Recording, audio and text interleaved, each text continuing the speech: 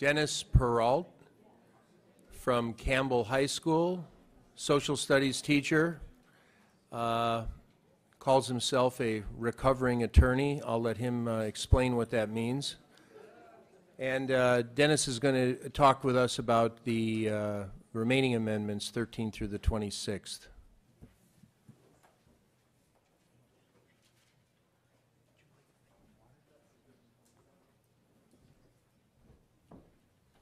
Good morning, everyone. It's a pleasure to be here.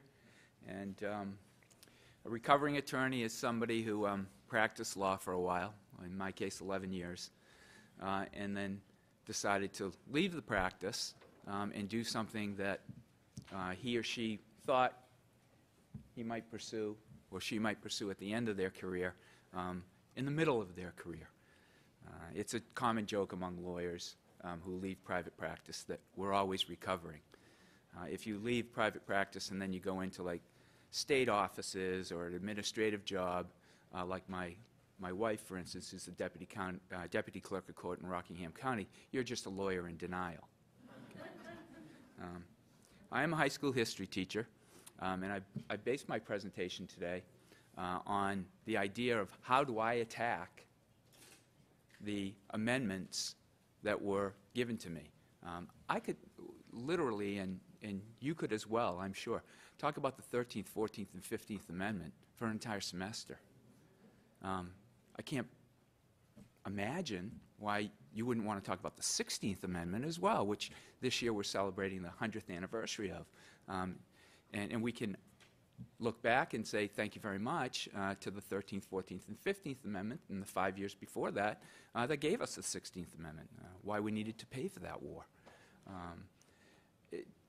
The difficulty of covering this much material in 20 minutes is that you have less than 1 minute, essentially, per topic. So I'm just going to get right to it, if you don't mind. Oops. I want to give you some yes, I have a PowerPoint. Okay. Sorry. I want to give you some perspective. The 13th through the 27th Amendment were ratified over a period of 127 years, 1865 to 1992. That's unlike, and in comparison to the Bill of Rights, which was ratified over a period of 2 years, incredibly fast, and the 11th and 12th Amendments, which took a period of 10 years. So we had a period in American history of 61 years immediately preceding the 13th Amendment where the Constitution and its amendments were stable. Not that they're unstable, but we saw no need for amending them. It's sort of like we had gotten over the original shock of the Constitution and had made some adjustments in the 11th and 12th Amendment, and then began to live with it, only to see that most pernicious element in the Great Compromise render us divided and plunge us into war, and that being the compromise on slavery. Okay. Depending on how you classify, if you look at these amendments, there are somewhere at least 19 subjects addressed. And I think that it's interesting that the most topics that are covered, the most repeated topics are voting rights in the 15th, the 17th, the 19th, and the 26th Amendments. And we're going to talk a little bit about that. In the process of electing the President of the United States, 20th, 22nd, 23rd, and 25th Amendments. I love talking to my kids about that particular section because of the issues about the Electoral College and who becomes the Vice President. And I'm certainly have not read them, but I'm certainly looking forward to reading the books by Professor here and seeing the unspoken part or the unwritten part of the Constitution itself. I think perhaps some of us cover that already. All right. This isn't just an overview chart. If you're not familiar with them, I didn't know they were going to pass out constitutions today, but certainly all of you have one now, and you can refer to them. This is them in order and a brief synopsis. I mean, I've a couple of lines, not even, on what they do. I'm not going to spend a whole lot of time here because I want to get to how I gained some traction with this in the classroom. Getting K through 12 students, and I do mean K through 12. If we're going to have broad-based civic education in New Hampshire and we're going to do it right, we're going to start at K. We're not going to wait till 4th grade. We're not going to wait till 8th grade, and we certainly cannot wait until high school. We have to hit the ground running with these kids. I might even put pre-K here, but you know, state doesn't have any regulation over pre-K. So, oops, sorry. Getting students in K through 12 to talk about anything other than the 1st, 2nd, 4th, 5th amendments is pretty tough. Okay? They love the First Amendment, right? From the moment they say no, terrible twos, what they've done is petition the government for the redress of grievances.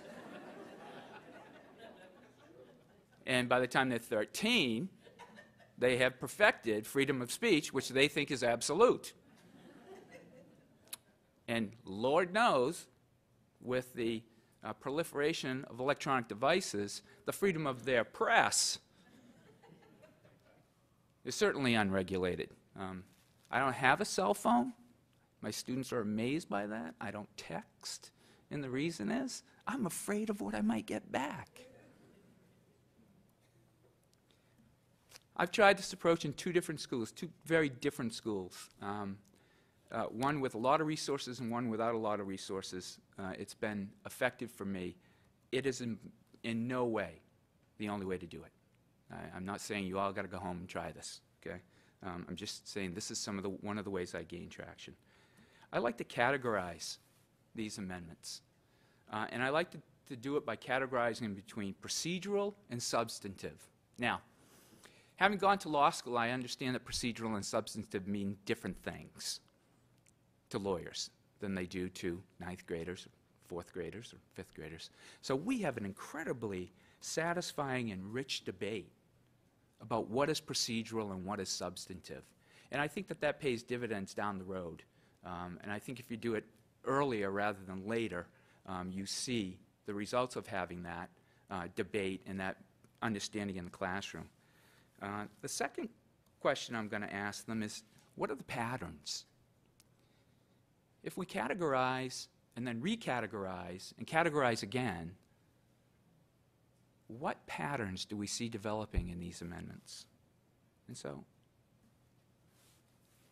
this is my shot. We can argue all day about whether I have these right or wrong, but this is my substantive procedural approach. Certain amendments are, in my view, substantive. Others are procedural. And you can disagree. You can take this back to your classroom if you want, and you can redo it, okay? And then I just simply say, okay, kids, because they're all tech savvy, let's sort them. And if we sort them along procedural and substantive lines, what do we see? What do we see? Well, I think it kind of jumps off the page, but I put it in writing for you anyway. There are twice as many substantive amendments as procedural amendments within this group. What does that pattern tell us? That's the question I ask the kids. That's the reflective assessment, and it's right from the get-go. You know, write me in your journal, here's your ticket out of the classroom. What does this reflect? To get out of the classroom today, you got to answer that question. They don't want to spend any more time with me than they have to. The discussion now is open to the student.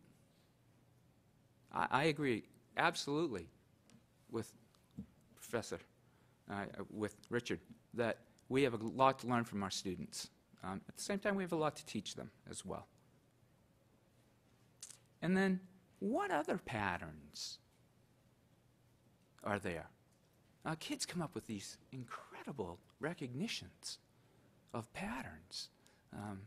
And then you open it up to discussion for them. And you let them learn about the Constitution and you let others in the classroom learn about the Constitution by those teaching them. Okay? And you as well learn. Now I want to add more information. So what am I going to do?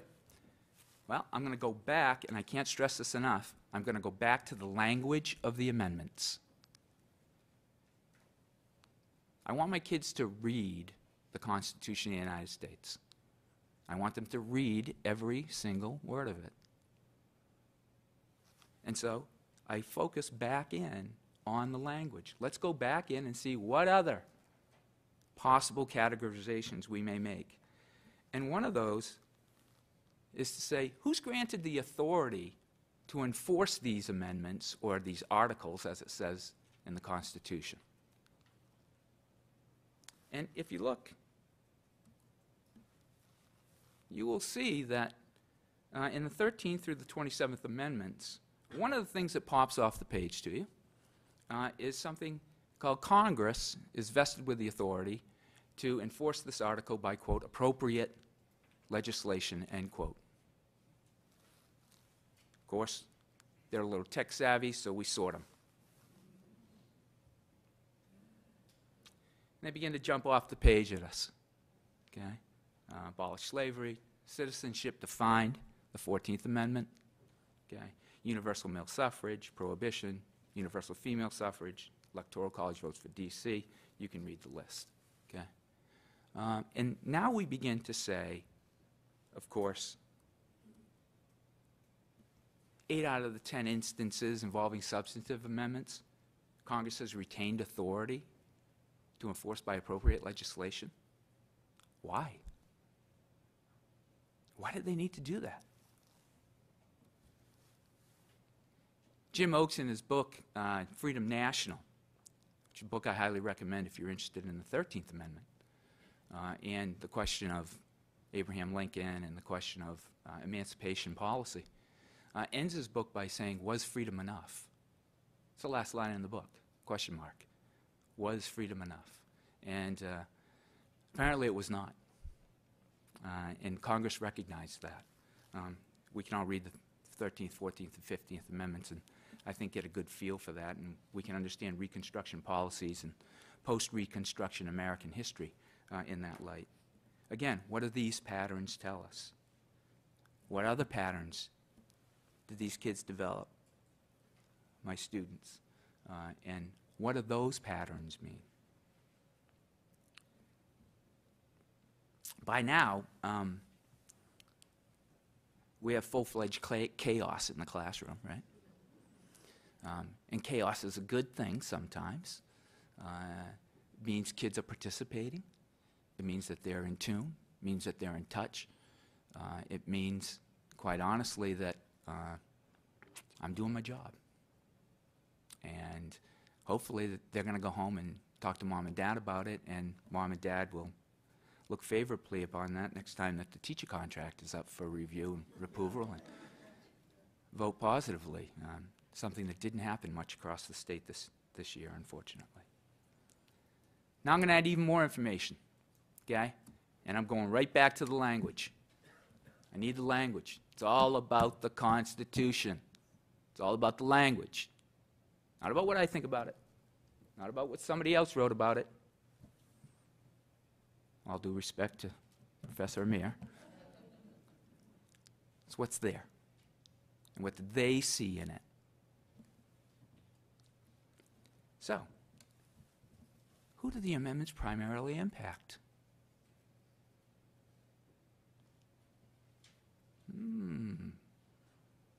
Remember, these kids are all about what's in it for me. So I asked them, what's in it for somebody else? And this is what I get. I get slaves and indentured servants, citizens, Congress, U.S. citizens. Oh my God, what's jumping off the page here? I don't know, let's reclassify them. Citizens. The Constitution of the United States mentions the word citizens 22 times. 12 of those times occur before the 14th Amendment. 10 of those times are from the 14th Amendment onward. Do I see a pattern here? Oh, yes, I do. I see an incredible pattern here. And quite honestly, when you do this, or when I do it with my kids, they see it as well. And the pattern that develops is, in 5 out of the 8 amendments involving both substantive changes and enforcement authority retained by Congress, the word citizen appears. Why? What is so special about the word citizenship after the 14th Amendment? What did it mean before the 14th Amendment then?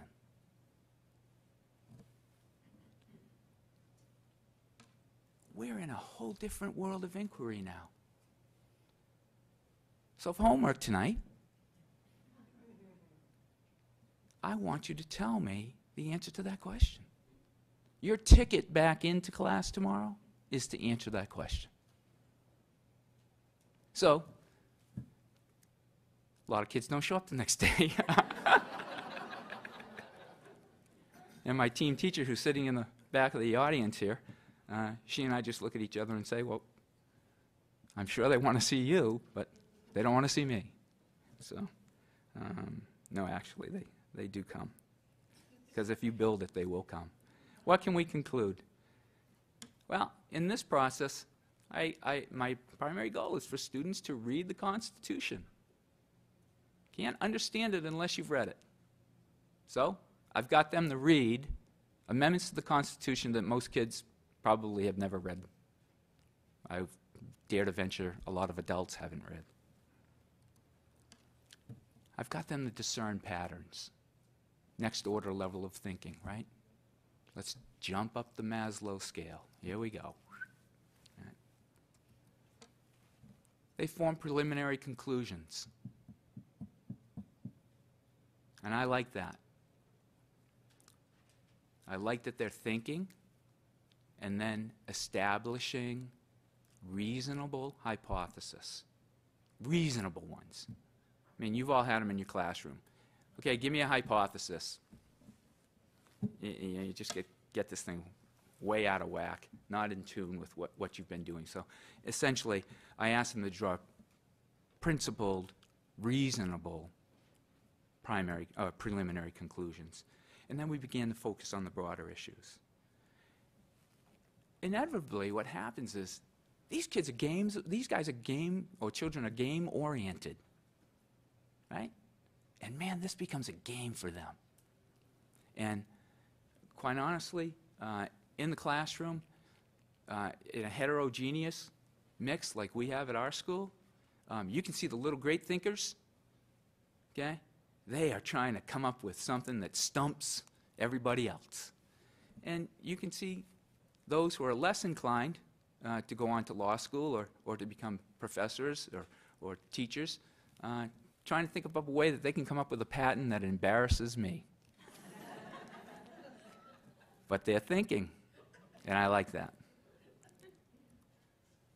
And then finally, all of us are subject to accreditation principles by NEASC and our local school boards, and you know, the think tank people come in and tell us, well, you got to differentiate instruction, and you should try this and that, and whether you like that or not, it's a fact. And here's an opportunity for the student to choose. Do you want to work alone? Do you want to work together?